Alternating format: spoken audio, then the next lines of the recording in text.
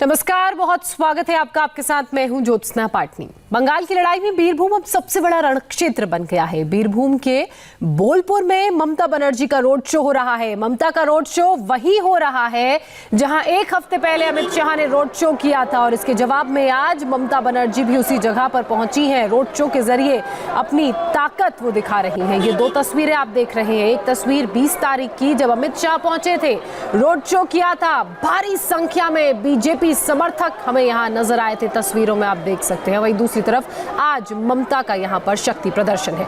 मेरे सहयोगी अनुपम मिश्र इस वक्त हमारे साथ जुड़ चुके हैं। अनुपम, हम दो तस्वीरें दिखा रहे हैं, एक 20 तारीख की जब अमित शाह पहुंचे थे और दूसरी तस्वीर आज की। इन दोनों ही तस्वीरों को आपसे विस्तार से हम समझना चाहेंगे। ज्योत्सना, देखिए, दोनों ही तस्वीरों में आप बहुत भीड़ देख रही होंगी, लेकिन ये भीड़ दो ध्रुवों की है। एक है बीजेपी की तरफ का ध्रुव है, एक है टीएमसी की तरफ का ध्रुव। आज ममता बनर्जी के हाथ में आप एक तस्वीर देख रही होंगी, वो रविंद्रनाथ टैगोर की तस्वीर हाथ में लेकर चल रही हैं। तो सबसे बड़ी बात है कि ये सांस्कृतिक लड़ाई के रूप में बदलती जा रही है बंगाल की लड़ाई। ममता बनर्जी ने इसकी शुरुआत की। ममता बनर्जी ने बीजेपी और उनके नेताओं को बाहरी कहा और आरोप लगाया कि बीजेपी और उनके नेता बंगाल की संस्कृति की समझ नहीं रखते, बंगाली भाषा की समझ नहीं रखते। ऐसे में बीजेपी ने पलटवार करते हुए सबसे पहले जो किया वो ये किया कि बीजेपी ने सबसे पहले ये किया कि उन्होंने रविंद्रनाथ या जो भी आइकन है, विवेकानंद, खुदीराम बोस, उनके यहाँ पहुँचे और वो कोशिश पूरी रही वो बताने की कि हम उतने ही बंगाली संस्कृति से जुड़े हुए हैं जितना कि आप जितना रविंद्रनाथ को मानते हैं, जितना स्वामी विवेकानंद को मानते हैं, जितना खुदीराम बोस को जानते हैं, उतना ही हम भी जानते हैं।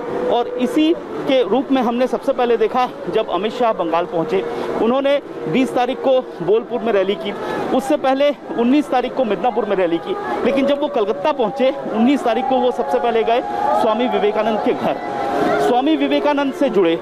इसके बाद वो मिदनापुर पहुंचे, खुदीराम बोस के यहाँ पहुंचे, महामाया मंदिर में पूजा अर्चना की और इसके बाद वो आए बोलपुर, जो सांस्कृतिक नगरी के तौर पर जाना जाता है पश्चिम बंगाल की। रविंद्रनाथ टैगोर का कर्म क्षेत्र है, कर्मस्थली है, विश्व भारती यहीं पर है। तो यहाँ पर रोड शो किया, पहला रोड शो अमित शाह का इस रैली, इस चुनाव का। और इसके बाद ममता बनर्जी का भी पहला रोड शो ठीक उसी सड़क पे हो रहा है। अभी हम उसी सड़क पे हैं जहाँ पर 20 तारीख को, एक सप्ताह पहले, अमित शाह रोड शो कर रहे थे। तो ये एक पूरी कोशिश है दोनों ही पार्टियों की ओर से कि हम बंगाल की संस्कृति, बंगाली अस्मिता से जुड़े हुए हैं और यही कोशिश दोनों ओर से लगातार हमें को देखने को मिल रही है। उसकी एक ही मायने है कि जो पार्टी स्थापित कर सकेगी, जो पार्टी ये बता सकेगी कि हम बंगाली अस्मिता से ज़्यादा जुड़े हुए हैं, उसको जीत का ज़्यादा चांस है। बिल्कुल अनुपम, जिस तरीके से ये तस्वीरें हम देख रहे हैं, जो समर्थन पहले 20 तारीख की तस्वीरों में नजर आया जब अमित शाह वहां पहुंचे थे, और जो तस्वीरें बोलपुर से आज सामने आ रही हैं, वो कुछ संकेत तो जरूर दे रही हैं। ये वही इलाका है जहां से शुभेंदु अधिकारी आते हैं और अब ममता को ये याद रखना होगा कि शुभेंदु उनके साथ नहीं है, बल्कि उन्होंने बीजेपी का दामन थाम लिया है। ना सिर्फ शुभेंदु, लेकिन एक बार अमित शाह आए और कई टीएमसी के नेता बीजेपी में शामिल हो गए। जी देखिए, ये वही जगह है, अभी जिस वक्त हम लोग पहुंचे हैं, ये वही जगह है जहां पर अमित शाह ने रोड शो खत्म किया था। अमित शाह का रोड शो लगभग 1 किलोमीटर लंबा था। इसी चौरास्ता मोड़ पे अमित शाह ने रोड शो खत्म किया, यहाँ पर स्पीच दी थी उन्होंने और बंगाली अस्मिता से जुड़ने की बात कही थी। लेकिन ममता बनर्जी का जो रोड शो है यहाँ से भी और 2 किलोमीटर के आसपास लंबा है। मतलब जितना लंबा रास्ता अमित शाह ने तय किया, उससे लगभग 2 गुना रास्ता ममता बनर्जी तय कर रही हैं, वो भी पैदल। तो एक तरह से साफ ये जताने की कोशिश है कि आप जितना जुड़े हुए हो, उससे कहीं ज़्यादा हम जुड़े हुए हैं। और इस बार जो एडिशन किया गया है वो है जगह जगह रविंद्रनाथ का कटआउट, हाथ में जो टीएमसी कार्यकर्ता हैं, जो लोग हैं, रविंद्रनाथ की तस्वीरें हाथ में लिए हुए हैं। ममता बनर्जी खुद रविंद्रनाथ टैगोर की तस्वीर हाथ में लेकर चल रही है।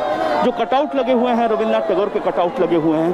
तो ये साबित कर रहा है कि इस बार की लड़ाई, और ये बहुत अच्छी बात होगी अगर ऐसा होता है कि बम गोलियों की लड़ाई ना होके सांस्कृतिक लड़ाई हो, ताकि जो बंगाल की पुरानी अस्मिता है वो वापस आए। चलिए, बहुत शुक्रिया अनुपम आपका तमाम जानकारी, तमाम अपडेट्स के लिए, ये तस्वीरें हम तक पहुंचाने के लिए। खबरों में आगे बढ़ते हैं, अब बात करते हैं